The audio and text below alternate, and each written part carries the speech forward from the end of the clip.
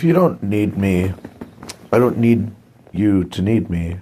If you think I'm not doing better for myself than I could be, then you have flawed senses of relationships. You don't understand what it is to come to terms with reality. Realism is realism.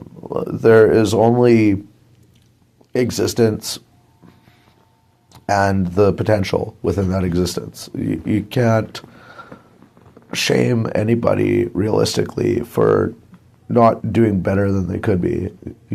If you think that's a problem with someone else, you don't understand real world issues. Like, this is what we call in a society like we live in a first world problem. You think that, I'm not doing that great because I don't have 4 figures in my bank account at any given time. You think I'm a failure because I missed out on a large portion of my education. But guess what? I'm stronger than that. I'm better than a lot of people that have graduated and gotten their college and university degree. I am right up there with the top of the top. But guess what? That doesn't matter to me as much as getting the truth explained out straight. If you're not for the truth, you're not for me. If that's too difficult for you to handle with and you're going to bombard me back with negative feedback over it, ignored watches on my video, or just not leaving comments, or I know that's your pushback. You don't want to hear it from me because you don't have a firm understanding outside of your first world problems. Okay, think about starving children in other countries. Do you think I'm happy about that? Do you think I'm just sitting by idly and doing nothing for no reason about that? This is your guys' issues. You talk about volunteering, in Canada and in the U.S. There are far further reaching places that could use your volunteering aside from, showing up for a few hours a week to a place with free meals and stuff for the homeless. The homeless are people like me. The homeless are people like you. That should be good enough to just reach out and lend a hand. But you guys are somehow embarrassed. You think that it's some sort of moral flaw that these homeless folk go through, when realistically you are the ones who abandoned them. And they didn't have they weren't sucking on the teat of the government like before that. They were supporting you. They were supporting you. They were supporting me. And then one day, boom, they're homeless. Boom, I'm homeless. That's when your bubble bursts. That's when you have an economic crisis, when people just like yourselves and just like myself become homeless. Because guess what? What, you say? And you don't know what I'm going to fucking say next, do you?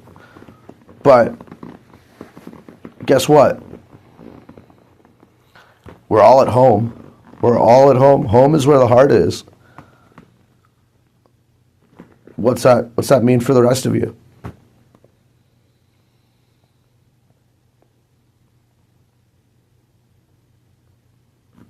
I'm waiting.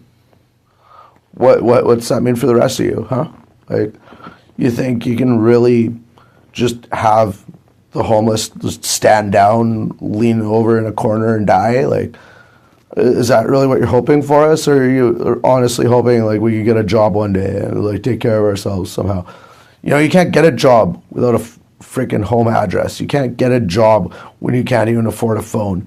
You can't get these things. There's maybe temporary work that you can do at those temp agencies and whatnot, but like that's not going to get you anywhere back on your feet anytime quick. You're going to be showing up and borrowing steel-toed boots. You're going to be showing up and like you're going to be getting like, I don't know, like what, $80 in a day. Like, what's that going to do for them? It's going to buy them their fucking 2-4 and you know, like whatever drug of choice they fucking want, right? Like, and then boom, like there you go. This is a full day wasted. You know, because what are they supposed to just save up for it? Like they're gonna out eat themselves even like with wages like that. You know, like, and that's only if you can get there on time. That's only if you can show up and be ready to do the work as well. Like, you know, like it's a competitive region of job seeking, like, or what, you go to a convenience store and like maybe like under the table, like you can like do some window washing, stuff like that, like clean like an employee bathroom or whatever, and they'll give you like $10, like there's stuff like that, right? But like, why are we out here competing for our presence to be noted? That's more what I'm talking about. Like sure, like, you know, worst comes to worst, like set something up in the bush, you know, if you really have to for shelter. But like, you know, the problem is being shut out of the rest of society, where they're saying like, no, you're not important enough for us to listen to you. That's a problem. Like we need oversight. We need oversight over top of these things. Like we need an oversight committee so that these type of things don't happen. Like, and if you think I'm over dramatizing the homeless crisis, there are people that overdose. There are people that die frozen in bus shelters nearly every day. Like during the winter, they freeze in the bus shelters. During the summer, they overdose on heroin or fentanyl, or God knows what else. They get involved in a meth lab and the sting happens, or like it blows up and they're never the same again from the toxins. You know, like these type of things are real and they happen and it's miserable and these people are miserable. I should know. I've spent plenty enough time homeless, thank you very much. And, you know, I'm starting to get back on my feet, but that's no thanks to me. That's no thanks to me. That's thanks to the government. That's thanks to the hospitals. And, you know, I'd say it's no thanks to the police duties that they're all about, and homelessness, like when you're talking to them. But what's the best they can do? Point you to one of those shelter or helping hands type deals, like where, you know, it really doesn't fit the bill for ending the homelessness crisis, you know. And, you know, it happens more than just in Canada. I'm in Canada. There are people in the U.S. facing the same thing. There are people in other countries facing similar adversities, if not worse. You know, we're lucky to be in a free country still, but I emphasize still, because what are we really doing here? Like, if we're living in a free country, there's homelessness crises going about, and, you know, like, there's going to be an economic bubble that's going to burst eventually here one day anyway, because like taxes are way too low. It's inflation of value. You know, like, what are we supposed to do? What are we supposed to do? I'm brainstorming here. I'm brainstorming every day of my effing life, trying to bring back what the old days used to be like, where you know, you didn't have to suffer for, you know, not having a few bucks to your name. You know, like, you know, there is a purpose to communism. You know, it's like, just throw away the dictatorship idea. Just throw the dictatorship like right out the window. Like communism, like, is not dictatorship. Okay, like you cannot have communism and a dictatorship. Like, that's what we already firmly agree on. So what's so great about communism? It's community. Community over sacrifice. You know, you start demanding too much sacrifice, it turns into a democracy. That's the dictatorship. Okay, now I have nothing wrong with voting for a leader, for a political head of state, for a political prime minister, whatever. Like, I have nothing wrong with the voting system, other than, you know, the odd skewed result here and there because of things like the popular vote, or things like leaning on the support of like, say, the 30% population that's still Christian.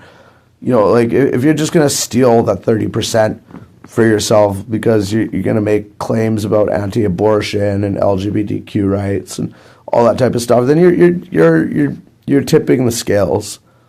You know, and that's not a fair fight. That's not clean. That's dirty dancing. You know, like, you like Trump is no advocate for LGBTQ, I'd imagine, but like, abortion, like come on, if Donald Trump got Stormy Daniels pregnant, like, do you think he would have been like, no, you're keeping that kid?